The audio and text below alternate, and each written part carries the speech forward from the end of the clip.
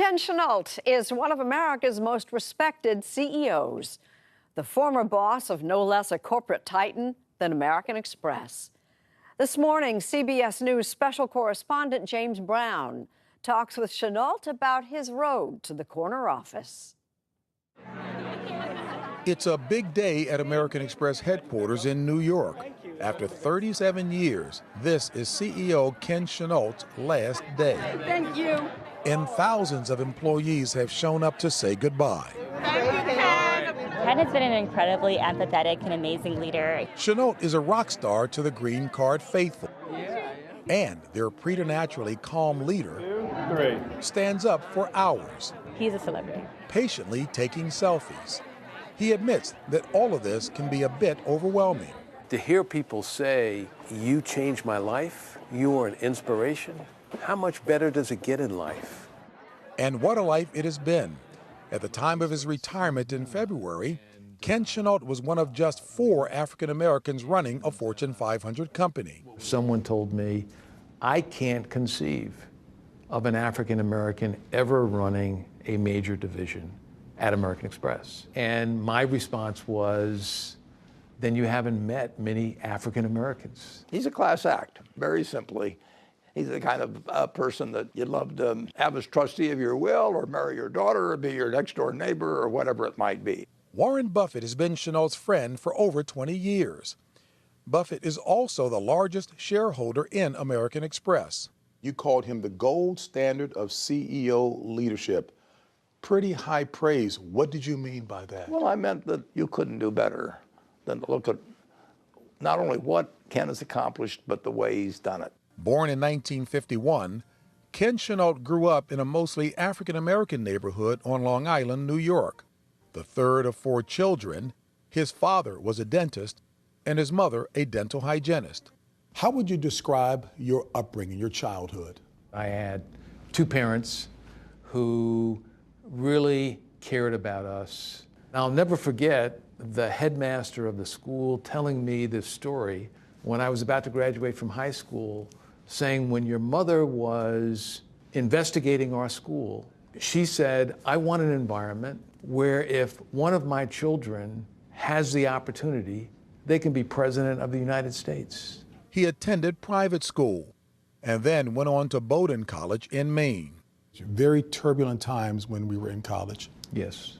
What kind of influence did what America was going through at that time have on you? It had a profound influence on me. I received opportunities as a result of Brown v. Board of Education to be there and to witness and to be involved in the civil rights movement was very important. But at the same time, I wanted to be open to people from all over the world. His worldview expanded when he went on to Harvard Law School.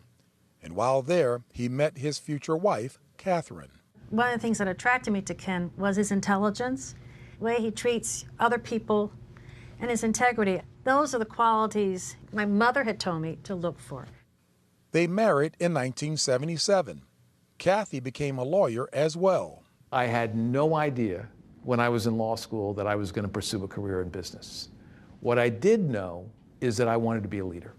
In 1981, Chenault was recruited by American Express, and he took on a big challenge, running a division that was in trouble. They were losing money. And I really was able to put together a team and figure out how to motivate people to do things that they didn't think were possible.